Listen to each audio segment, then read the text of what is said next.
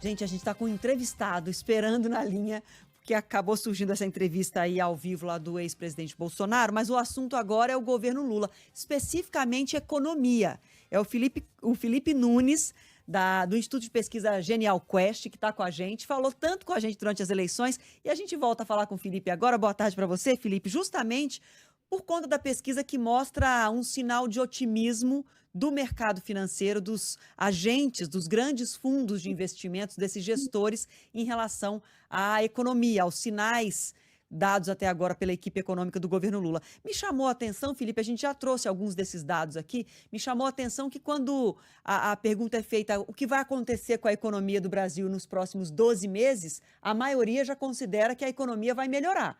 Mas quando se pergunta do apoio ao governo Lula, aí o Lula ainda não fisgou o coração do mercado financeiro, é isso? Parece uma contradição, mas esse coração do mercado financeiro é peludo, né? É duro. Boa tarde, Adriana. Boa tarde, Fábio. Boa tarde. Prazer estar aqui de volta.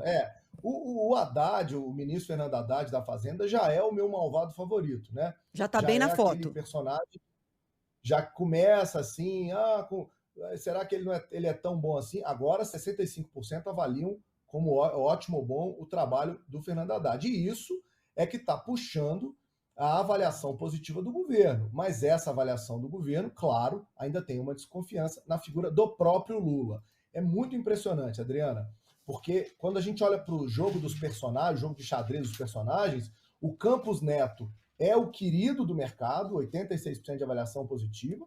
Depois a gente tem Tarcísio, Zema, nomes assim, e aí vem o Fernando Haddad. Então, quer dizer, o Haddad já conseguiu um fato inédito, que é ser o melhor personagem do governo, mais bem posicionado até aqui.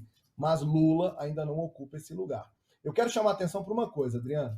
Esse desempenho positivo do Haddad, que está gerando otimismo no mercado financeiro, ele é respaldado em 3 ações importantes. Primeiro, a aprovação do arcabouço fiscal. Segundo, a aprovação da reforma tributária na Câmara dos Deputados.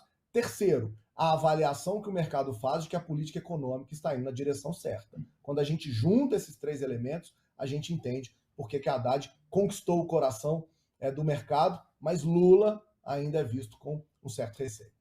Agora, quando a gente olha a aprovação da política econômica, ela ainda não é majoritariamente positiva, embora o Haddad esteja bem na foto. Exato. O que a gente observou é que lá em março, Adriana, quase 100% do mercado tinha uma opinião que era a política econômica está na direção errada. Todo mundo tinha essa 98%, né? avaliação no mercado. 98%. Agora, esse número caiu bastante, ou seja, essa oposição em relação ao mercado caiu para 53%, já sinalizando que o Haddad conseguiu convencer uma parte importante do mercado, quase metade, 47%, dizendo que as coisas estão na direção certa.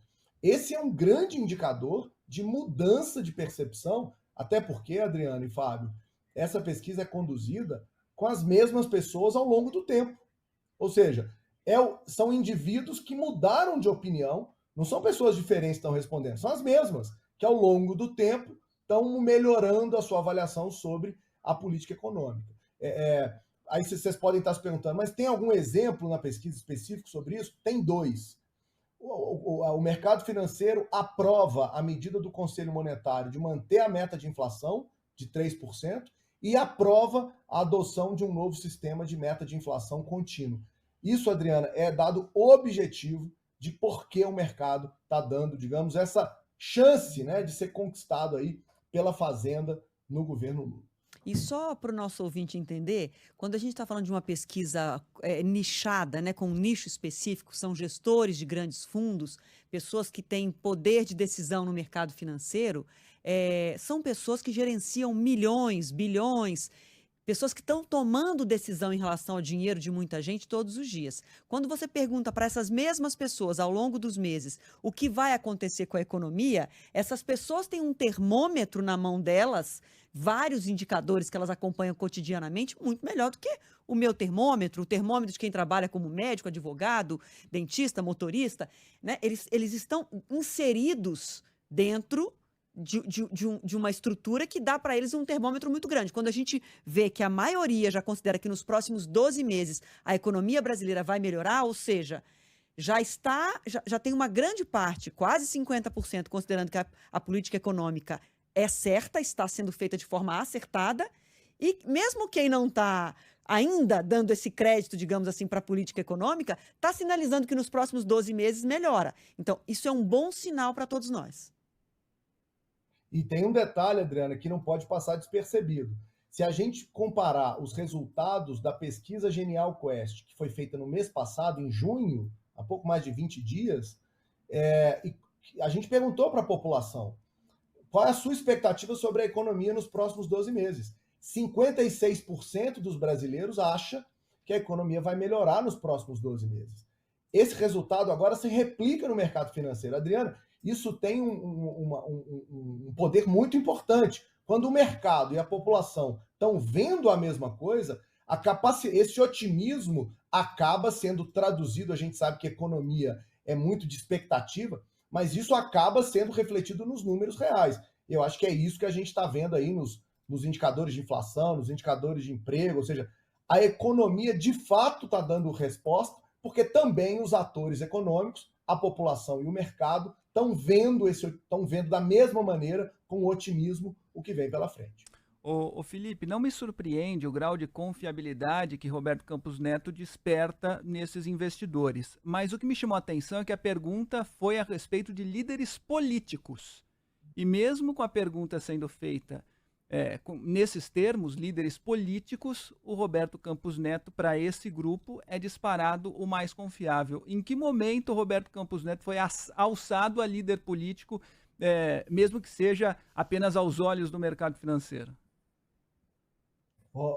Fábio, essa pergunta é ótima, porque tudo é política, né? Quer dizer, quando o Campos Neto se torna um presidente independente, o primeiro da história, e toma decisões no sentido de manter ou não taxa de juros, ele está tomando decisões que afetam politicamente a vida de todo mundo.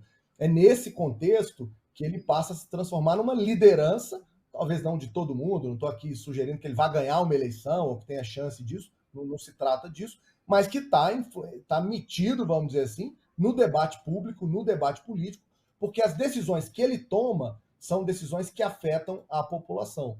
Eu quero aproveitar esse tema do Campos Neto para explicar para quem está nos assistindo que, Adriana e Fábio, existe hoje, para o mercado financeiro, 3 grupos. O grupo que é composto de Campos Neto, Tarcísio e Zema, que tem alta confiabilidade. O grupo de Lula, Jean Paul e Bolsonaro, que tem baixíssima confiabilidade. É bom lembrar que o mercado coloca o Lula e Bolsonaro quase no mesmo patamar. Tem uma diferença ali de 10 pontos, mas ela é pequena, dado o tamanho dessa amostra. E Pacheco, Tebet, Lira e Haddad, que estão no meio desse bolo. Quer dizer, o mercado claramente olha para um lado com favorabilidade e confiança maior do que para o outro. O interessante é que Lula e Bolsonaro estão desse outro lado juntos. É como se o mercado fosse, nesse caso, numa eleição, muito mais nem do que polarizado para um lado ou para o outro. Agora só para a gente concluir, e seguindo aí com esse raciocínio do Fábio em relação ao Roberto Campos Neto, você disse que o Haddad é o malvado favorito. O Roberto Campos Neto é o amado favorito. Agora a gente tem que entender que essa pesquisa é focada em pessoas que ganham muito dinheiro com juros altos. Não é difícil amar o Roberto Campos Neto quando o juros está muito alto. Quem mexe com o mercado financeiro e atua com grandes fundos, é mais fácil ganhar dinheiro em qualquer outro lugar do mundo. Quando o juros está alto, você joga o dinheiro onde ele está, lá nas alturas. E aí é fácil ficar feliz com o Roberto Campos Neto. Gostei da figura, Difícil é Adriana. gostar do Roberto Campos Neto ganhando salário mínimo. Aí é difícil. E agora mas deixa eu provocar uma coisa para quem está nos ouvindo, para prestar atenção no que vai acontecer em agosto. Embora o Campos Neto seja hoje o amado favorito, Adriana, o mercado já cria uma expectativa de que haverá redução de taxa de juros na próxima reunião do Copom. Isso é muito importante que as pessoas se atentem. O Lula vem debatendo esse assunto desde o começo do seu governo, mas ele estava meio sozinho nisso. Depois os empresários entraram, depois alguns setores diferentes da economia entraram. Nesta pesquisa, Adriana, o mercado financeiro entrou no grupo que também espera que haja queda na taxa de juros. Isso é inédito, isso não pode passar despercebido. Segundo a pesquisa Genial Quest, para 56% dos agentes do mercado financeiro, o corte na Selic vai ser de 0,25, mas já tem 30%, ou seja, um terço, dizendo que a queda vai ser de 0,5, Adriano. Por que eu estou chamando a atenção para isso? Dependendo da atitude que Campos Neto tiver na reunião do Copom, ele pode deixar de ser o amado favorito, inclusive do mercado, que pela primeira vez se junta à população, se junta aos políticos, se junta com o setor empresarial, na expectativa de que haja queda de juros. Tá certo, Felipe. Obrigada demais por nos atender nesse finalzinho aqui do Entre Nós. É muito bom contar com o termômetro aí da Genial Quest. Grande abraço para você, viu? Obrigado, gente. Boa tarde. Mais uma vez, parabéns pelo trabalho, Adriano e Fábio. Valeu, Até a obrigado, próxima. Felipe.